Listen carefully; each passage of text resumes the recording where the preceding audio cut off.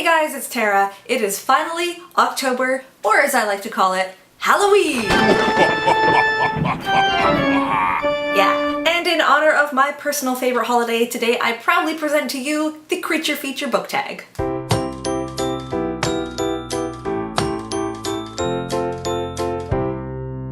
This tag was created by me. This is it. This is the first one, right here, right now. I have always loved Halloween, and growing up my favorite part about Halloween wasn't the candy, it was dressing up.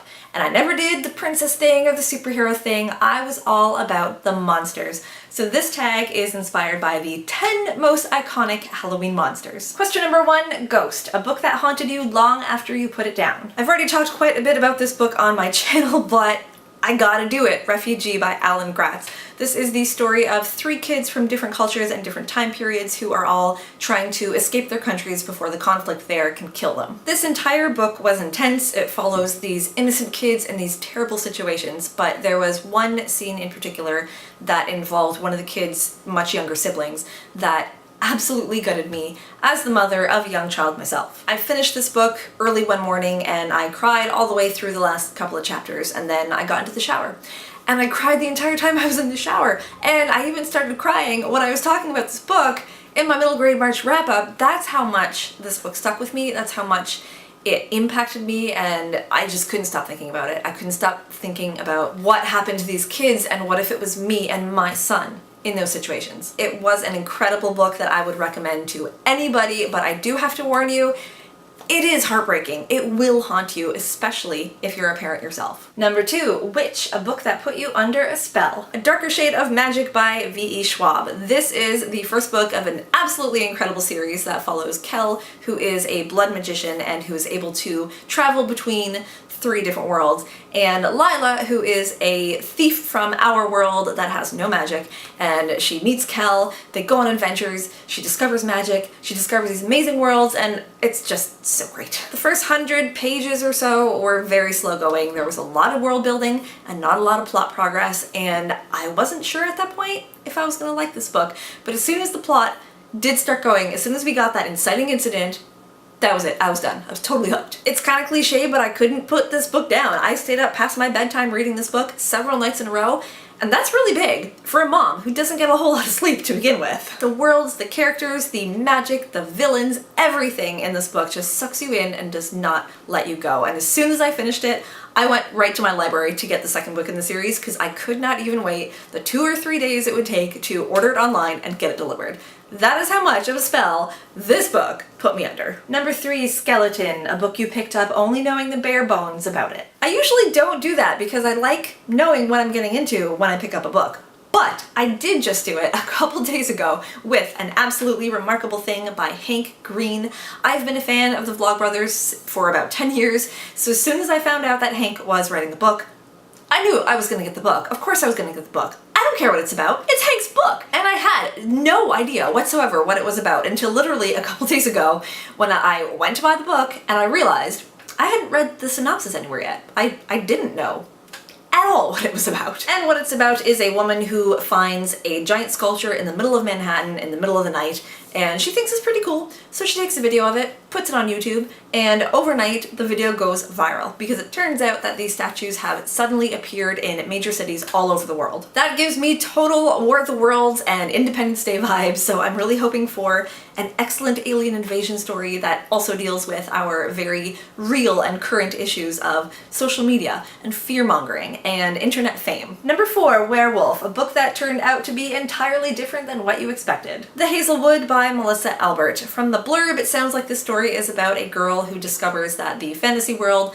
in her grandmother's book of dark fairy tales is actually real, and she goes to that world to rescue her mother who has been kidnapped by the characters from it. It sounds like a pretty standard hero's journey plot where the protagonist travels to an unknown land on some kind of a quest, but the story was not really a hero's journey at all. It's mostly just a wild goose chase, and it mostly takes place in the real world. She doesn't actually get to that fantasy world until the last quarter of the book or so, and then everything just all goes to hell. It gets completely nonsensical and chaotic and crazy and just made zero sense. Don't get me wrong, it is great when a book subverts expectations and goes against the grain of tropes and stereotypes, but I think this one just went a little bit too far with trying to do its own thing. You can't promise your readers one thing with the blurb and then flat out not deliver it with the book. Number 5, Zombie, a character you wish you could bring back to life. For the most part, I wouldn't want to revive characters who have died, even my favorite characters, because I understand and appreciate the roles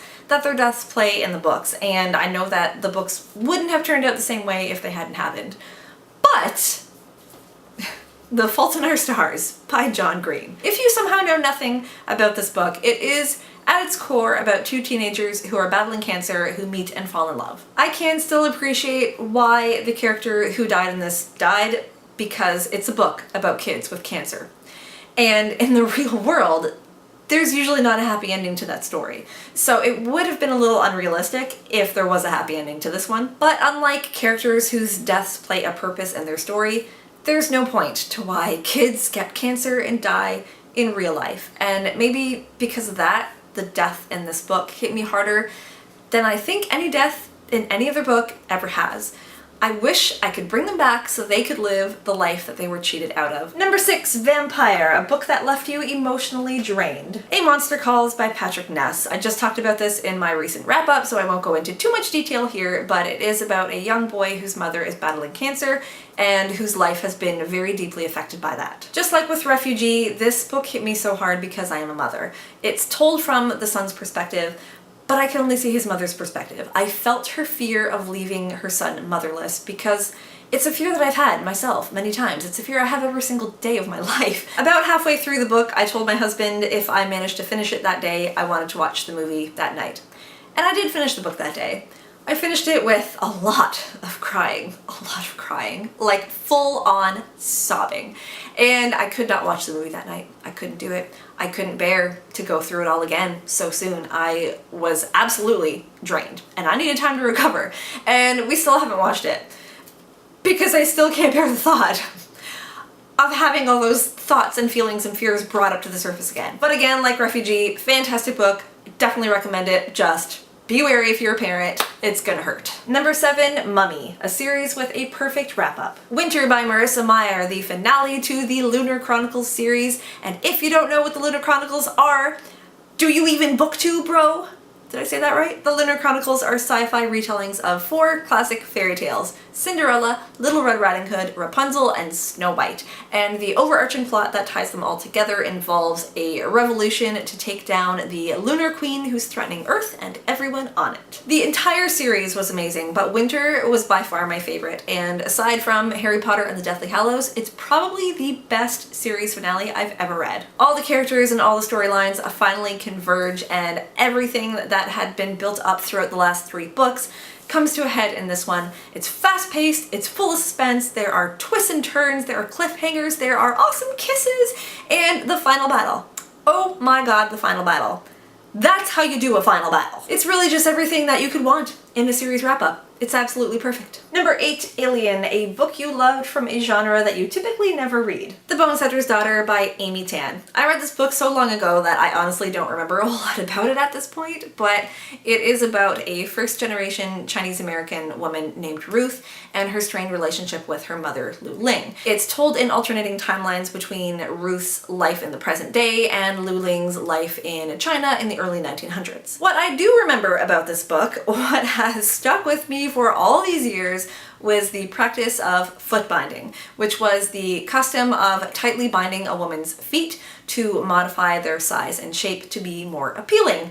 Think bonsai trees, but with human appendages. I was, and still am, and probably always will be, completely horrified by the idea of foot binding and the fact that it was such a common practice for so long in China. If you think that we have problems with body image here in the 21st century, just read up into foot binding, and I promise you will never worry about the media pressuring women to wear makeup to look beautiful ever again. I do not read a whole lot of historical fiction, and I don't think I'd ever read anything that dealt with China and Chinese culture before. So The Bonesetter's Daughter was definitely out of my comfort zone, but I definitely loved it. It is on my list of books that I want to reread sometime in the next couple of years. Number 9, Frankenstein, 2 or more fictional worlds you'd love to see combined. The Luna Chronicles by Marissa Meyer and the Illuminae File series by Amy Kaufman and Jay Kristoff. In the Luna Chronicles, you have Eco, an android with a faulty personality chip that makes her bubbly and witty and boy crazy, and in her own graphic novel spin-off series, Wires and Nerve, she's a total badass hunting down the rogue lunar wolf soldiers that are still threatening Earth. And in the Illuminae Files, you have Aiden, a malfunctioning, murderous mastermind of an AI who philosophizes about human nature and his own existentialism while protecting his fleet from the evil corporation that wants to destroy it. I don't know about you, but that's a buddy cop comedy that I would pay to see. Just picture it, if you will. Katie installs Aiden into the body of a male escort droid, and he then runs amok. As he does. He comes across Eco fighting the wolf soldiers who are terrorizing some major city, and he takes a liking to her, and he decides to help. So he wipes out all the wolf soldiers in one fell swoop. But he kind of kills half the city's population in the meantime, as he does. Eco is, of course, appalled, and yet there's something about this Aiden.